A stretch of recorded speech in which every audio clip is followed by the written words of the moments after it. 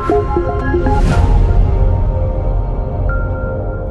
everyone and welcome to the latest Artillery audio. I'm Mike Bolin, Chief Analyst of Artillery, and today we'll be discussing Tech's 4 Horsemen Tackle AR, Part 1, Apple.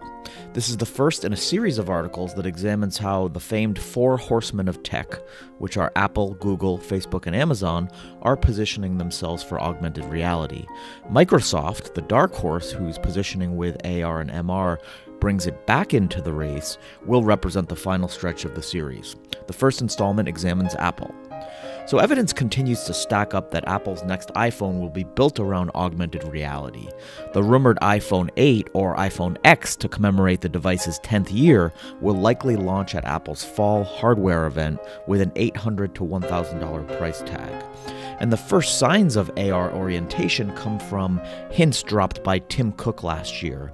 Then we heard Robert Scoble's prediction that AR will rule the next iPhone, followed by lots of supply chain rumors that point to AR-centric components in the works. Famed Apple watcher Gene Munster recently got in on the action, telling Forbes Apple's focus in the near term is on nailing augmented reality on the iPhone. And then altogether, an AR outcome is looking increasingly likely. Perhaps more important than the if is the why, and answering that question can indicate where Apple will take AR, and knowing that can inform startups and investors which way the technological winds will blow, as Apple has proved to influence. And this question of why goes back to why tech giants ever really enter emerging areas, either to protect, boost, or diversify a core product. And Apple's core product is selling iThings. The iPhone is where it makes most of its very healthy margins. And Apple knows, as we've covered several times, that the short-term opportunity for AR will be smartphones, rather than smart glasses. The global installed base now stands at 2.6 billion units, giving it the nearer-term addressable market scale. Now that's great news for Apple because not only is the smartphone slab format where it hangs its hat, but the company is seeing iPhone sales growth mature. So an AR-centric iPhone 8 or iPhone X will boost that, as will a premium price point.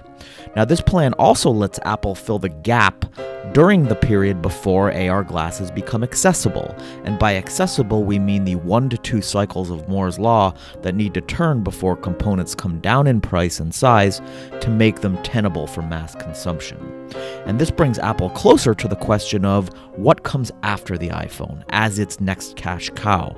And meanwhile, it'll do what it does best, which is sexy hardware through industrial design while optimizing margins through scale and supply chain management.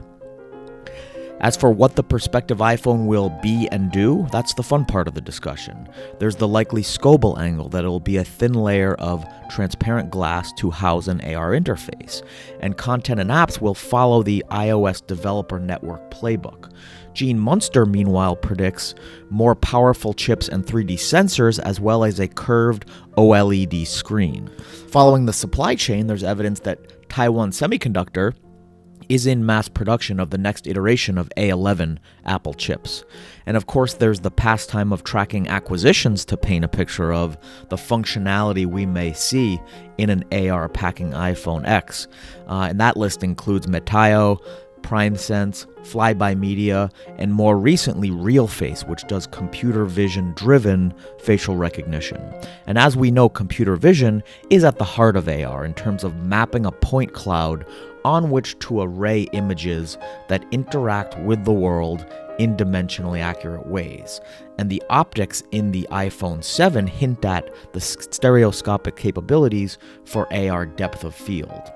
As for the types of AR content and use cases, those will vary and be determined by third-party developer networks, but they'll likely be seeded by Apple's own batch of apps, just like it did with the iPhone 1.